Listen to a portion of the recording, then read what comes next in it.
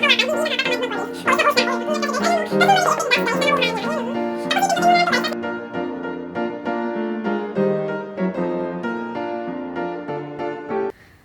morning, guys. Anong araw ba ngayon? It's June 14, 2021, 11:02 p.m. Guys, since wala na talaga akong maisip na content kasi nga hindi kami makalabas ng bahay dahil MECQ, Modified Enhanced Community Quarantine dito sa Iloilo City. So, sarado yung mga resorts, plaza, yung mga public theme parks, ano pa ba, yung mga inland resorts. Bawal pumunta yung mga bata sa SM. Wait lang guys, may tumatawag. Hello? Oo, ara ka na? Ate, sige, pagwaan, talang ka noy ha. Sa may cyclone wire nga gate noy, pwede man itulod mo noy tapos ulaton, tanalang ka di sa pertahan namon. Ate, sige, tulod lang kag magsulod, noy, kay hulaton, tanan ka di sa may door namon. Sa may punta, pagid kami. Oo, noy. Kita mo cyclone wire nga gate? Oo, i-bukse lang, noy, tulod lang, tapos sulod lang, bantayan lang ka di sa pertahan namon, ha? Okay, thank you, bye. Guys, babalikan ko kayo kasi yung in-order kong lunch na andyan na. Magla-lunch na kami ng mga bata. Though kaka-brunch lang namin mga 1 hour ago. Babalikan ko kayo guys. Hi guys, I'm back. Nakapag-lunch na kami. Yung tumawag sa akin kanina is yung Jollibee. Ang Food Panda delivery pala guys. Yung rider tumawag sa akin na nandun na sa gate. So binabaan ko kasi umorder ako ng Jollibee. Kasi nga, hindi ako nakapamalengke this morning. Tanghali na ako gumising, guys. Ayoko kasi pumunta sa palengke pag medyo maaraw na kasi madaming tao.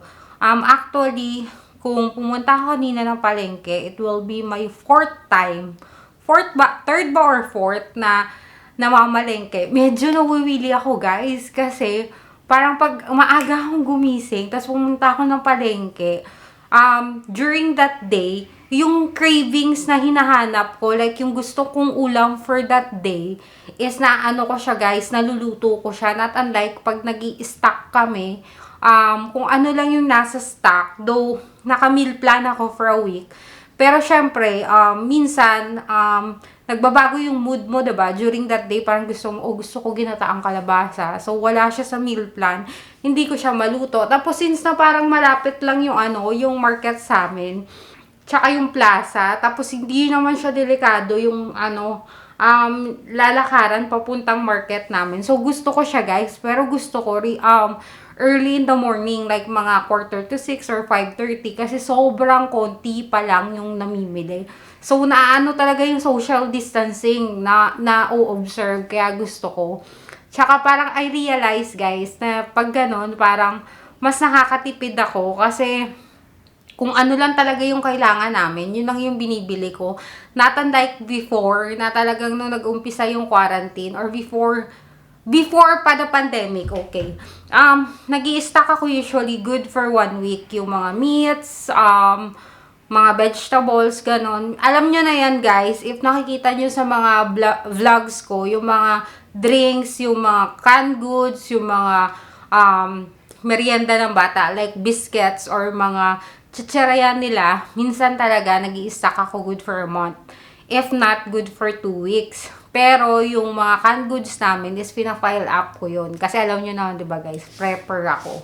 So, pero this past few days, mas nawiwili ako sa palengke guys. Kasi wala lang, in a way, yung pagising ko ng maaga, tapos yung paglakad ko sa palengke, tapos pabalik ng bahay, it will only take me less than 10 minutes papuntang palengke, let's say 7 minutes, tapos pabalik, ganun din, lakad, mga 7 minutes din.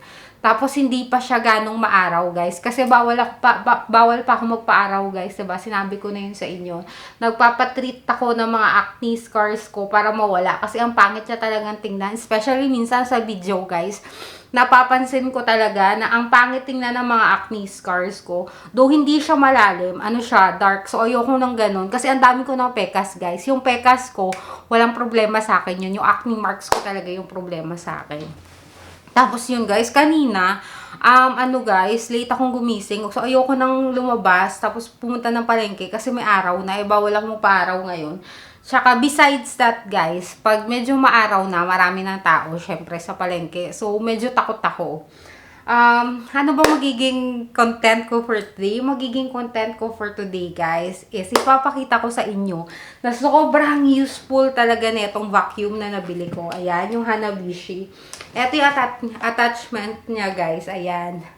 Actually, meron pa siyang dalawang maliit na attachment. Yung isa, ginagamit ko yun sa paglinis ng bed ni Cookie para matanggal yung balahibo. Pero eto guys, sobrang useful niya. Kasi super lightweight lang talaga siya. Hindi ako tinatamad mag-vacuum. Kasi yung vacuum ko, di ba dati guys, yung di-wire naman siya, pero may canister siya. So, pag hinihila ko yun, hihilain ko rin yung canister. So, nahihirapan ako. Ayoko kasing magwalis guys, kasi yung alikabok dito sa room is parang lightweight. So, pag winawalis ko siyang ganun, yung mga alikabok, lumilipat. Tapos, kung saan napupunta. So, hindi talaga siya totally nalilinis, as in nalilinis. Yung last ko kasing vacuum, guys, nakita nyo, may vacuum bag yun, diba? So, hindi naman pwedeng pag every gamit is palitan yung vacuum bag. Kasi, guys, sobrang mahal ng vacuum bag niya. Nakalimutan ko kung magkano. Pero, mahal siya. Tapos, 4 ata yung laman ng isang pouch. 1,000 plus ba? Or more or less, nasa 1,000 pesos siya. So, mga 250 pesos per vacuum bag. So, hindi naman pwedeng kada gamit, guys, diba? Palitan. So, ang ginagawa ko, guys, pag napuno yung vacuum bag, so, kukunin ko yun, tapos itatapon ko. Yung problema lang dun, guys, is pag naiipon yung kalat, especially yung balahibo ni Cookie, guys. So, pag nagsasak yung vacuum, syempre, maglalabas ng air yun. Yung air, guys, amoy balahibo talaga siya ni Cookie. Yung balahibong hindi na paliguan. Alam nyo yun? Parang, nando na kasi nakastock na for a few days. Or minsan kasi, mga 1 to 2 months bago mapalitan yung yung vacuum bag. Kasi nga, guys, hindi naman siya napupuno ng ng ganun kabilis. So, eto guys, yung kagandahan nitong vacuum na to is wala siyang vacuum bag. Anyway, guys, maglilinis naman ako. So, pag puno na to, guys, eto yung canister niya. Pipindutin nyo lang to. Ayan. May konting alikabok. Tapos, magdi-dispose na siya ng dumi niya sa sa basurahan. Itututok nyo to sa basurahan. Tapos, guys, strong din yung suction niya. Since nga, wired siya. Though nagkamali ako, kasi hindi siya wireless, okay na rin sa akin. Kasi, since na wired siya, guys, maganda yung strong yung suction power niya. Kasi hindi siya nagre-rely sa battery, diba? Pero yung gusto ko sana, di battery, na mura lang. Kasi ayoko naman guys bumili ng ng Dyson. Not right now, hindi pa siya afford ng budget ko. Pero eto guys, super helpful. Papakita ko sa inyo guys yung result after kong maglinis tapos i-vacuum tong kwarto. Ayan. Guys, eto yung sinasabi ko sa inyo, multi-purpose area ko dati. So, ginawa na ni George na play area niya. Meron ditong water tumbler. Paggabi, pag nag-i-snack siya, tsaka yung plastic na bowl. Dito niya nilalagay yung chips niya, tapos towel. Ganun mag-snack si George. So, kailangan kong ilabas ko. Before ko ilabas yan, guys, para tuloy-tuloy na. Isusort out ko muna lahat ng kalat niya. So, meron dito guys, piece of wood. Ewan kung anong gusto niya mangyari dito. Pero nilagyan niya ng colors, markings, letters. Ayan. Hindi ko siya pinipigilan magkalat, guys. Especially kung dahil yun sa creativity niya. So, meron siya ditong parang dito niya winomold yung clays. Yung clay, guys, ha? Ganyan yan. Ayan. Tapos, yung mga newspaper niya na, ayan, yung mga pinagsusulatan niya ng kung ano-ano. Yan. So, itatapon ko na. Tapos, the rest, is maiiwan dito. So, eto yung mga molder ng clays niya, guys. Molder ng clays niya. Ayan. So, kukunin ko lang yung mga used paper. Pero, iiwan natin yung paper na ginagamit niya. Tapos, eto, some of his toys. Tapos, guys, konti lang kasi yung pinapapasok kong toys dito. Ayoko na masyadong madaming toys sa room.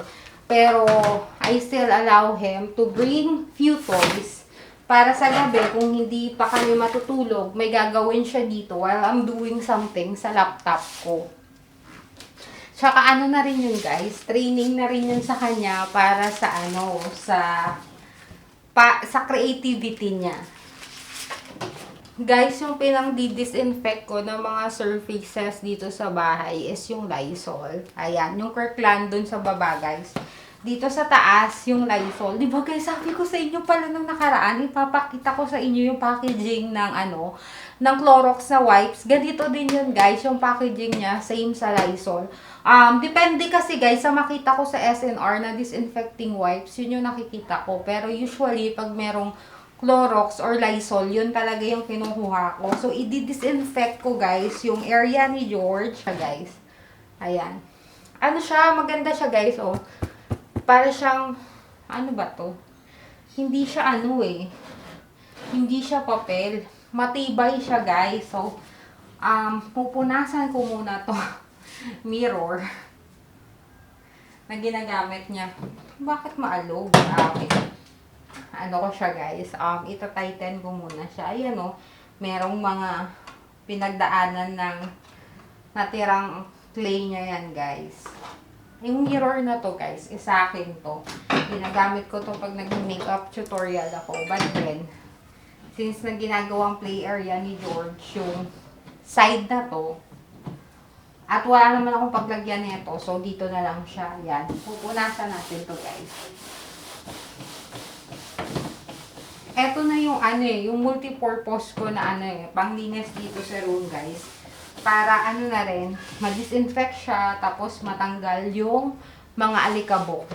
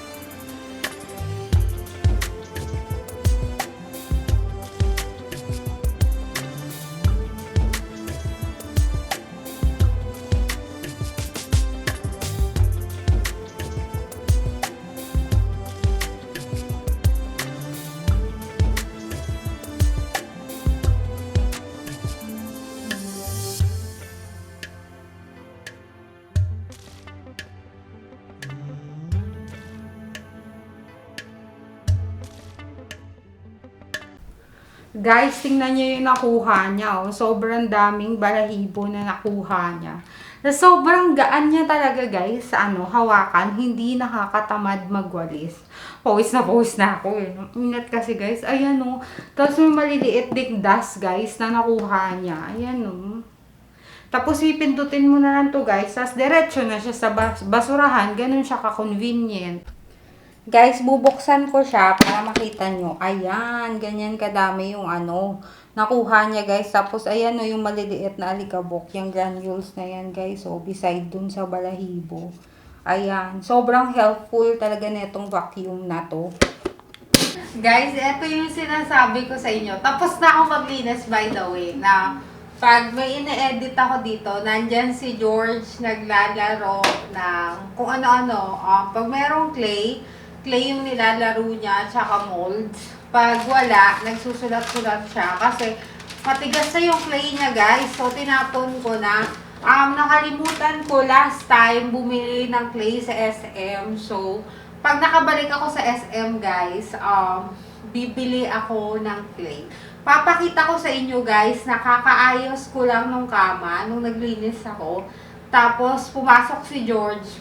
Tingnan niyo yung kalagayan. So, ayan guys, nakikita nyo, diba? Nakatupi pa ng konti yung mga comforters. Tas medyo maayos pa. Pero yung unan, ayan, tinangkas-tangkas niya na dun sa kabilang side. Kaya magulo na ulit yung yung bed. The next morning.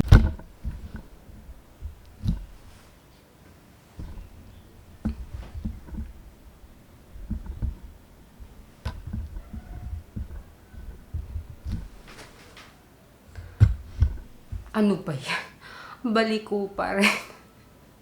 Guys, good morning. Nahirapan ako ayusin itong tripod ko. Parang baliko pa rin. Parang nakaganito ako. Ayan. Kaliligo ko lang, guys. Basa-basa pa yung buhok ko. Magla-lunch muna kami. Tapos after lunch, I needed to go somewhere. Kasi may mga kailangan akong bayaran na mga kautangan. Joke lang, guys. Na mga responsibilities. Utang nga. Like nung sasakyan namin. Kailangan ko magbayad ng monthly noon. Walang masyadong ganap guys. As usual, bahay na naman kasi extended yung MECQ dito sa Iloilo from June 15 to June 30th. Pero sabi ng mayor namin is bubuksan niya yung mga non-essential establishment. Pwede ding mag-dine-in sa mga resto. Ewan ko kung approved na guys, pero kasi masyado na atang matagal para sa mga negosyante. Malulugi din naman sila guys pag masyadong matagal isara yung diba?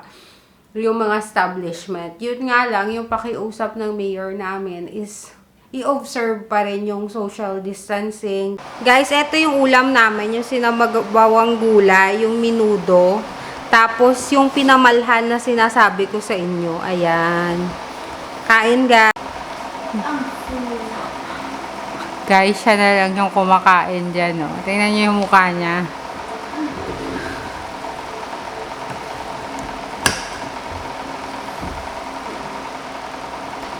Guys, ito yung Creamhorn na nabili ko. Ito yung, dito siya, ito daw yung original na Creamhorn eh. Kasi marami ng Creamhorn na naglalabasan. Actually, maganda yung plastic packaging niya. Or yung isa pang box, pero sabi ko sa paper bag lang sa akin. Kasi nga, 6 lang naman yung bibilhin ko. So, eto siya guys. Ayan. 6 lang guys yung binili ko. Kasi tigtatatlo kami ng kapatid ko. Tsaka masyadong rich yung custard feeling neto guys. Ayan siya. Ayun niya focus. Ayan, nagpo-focus na. Para siyang custard nga. Para siyang yema guys. Tapos yung cone niya, flaky siya guys, yung cone niya, para siyang, saan ko ba siya ihahambing? Para siyang, pillow dough na na bake. Ayaw namin na madaming digpitin guys. Tsaka ang daming nakakalat na ano ba tawag dito? Daming nakakalat. Ang daming langgam pag maraming mga kalat-kalat sa masahig. Masarap guys. Marami nang nagsusulputang ganito eh. Pero sabi nila, doon talaga nag-originate to sa Jaro. Sa Creamhorn. Parang sila ata ang nag-invento nito. Ang sarap-sarap niya guys. Sobrang rich and creamy ng feeling niya. Magkamali na naman ako ng pronunciation. Meron na namang magsabi sa akin na it doesn't sound so good.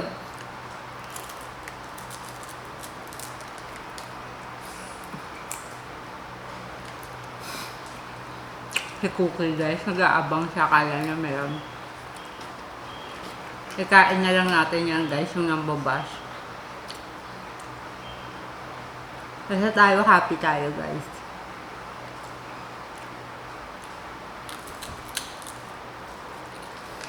Nandyan na si Cookie guys. Oh. Kagilid ko. Ano bang tawag dito? MECQ guys, diba? So, till 2 PM lang pala yung bangko. Hindi ko alam na till 2 PM. I love you too. Hindi ko alam na till 2 PM lang pala yung bangko. So, sinabi na ng neighbor ko bago ako lumabas ng gate. Pero since nandyan lang yung bank, parang by car guys yung ordinary days. Ordinary days, hindi ko na alam yung ordinary days. Basta itong ECQ guys, it only take me 5 minutes. Nandun na ako, nakapark na ako. Sabi ko, tatry ko na lang since business na ako. So, pumunta ako doon. 2 p.m. guys, sakto yung pagpark ko. Tapos, lumapit yung guard sa akin. Sabi niya, ma'am, saan ka po? Sabi ko, sir, magdi-deposit lang. Sabi niya, sarado na po kami. Sabi ko, malayo po kasi yung pinanggalingan ko. Sabi ko sa kanya, nakasmile ako. Yung mata ko lang, syempre, nakamasa ko. Sabi niya, wait lang po ah. So, pumasok siya sa bangko. Siguro nagpaalam siya. Sabi, okay. Pero sa labas lang ako nila nag-fill up na deposit slip. Tapos, binigay ko sa kanya yung bankbook ko. Tapos, yung pera. Tapos, yung deposit slip. Siya na yung nag-deposit sa loob. Buti naman ang bait-bait ni Manong Guard. Tapos, okay lang sa akin guys sa ganun kasi kita naman yung counter from the door. Actually, hindi ko na nga tinignan kung anong ginawa ni Manong Guard. Bahala na siya. Basta ako, malaking tiwala ako sa kanya. Tapos, thankful talaga ako na hindi na sayang yung lakad ko. Kasi imagine guys, kung babalik pa ako bukas, diba? Though 5 minutes lang yun, sayang yung bihis ko. Kasi, ngayong MECQ guys, big deal yung bihis natin. Pag nagbihis tayo, kahit yan lang, ibig sabihin may lakad tayo, di ba? Pag balik na bahay, ligo na naman. So, after ko kumain itong Creamhorn guys, maliligo ulit ako. Hindi pala mag-shower.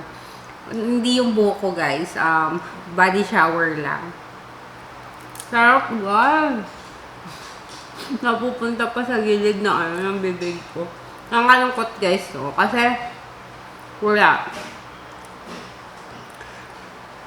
Tulad namin mga vlogger, hindi namin alam kung ano yung magiging content namin kasi hindi kami makalabas. George, sit beside mommy.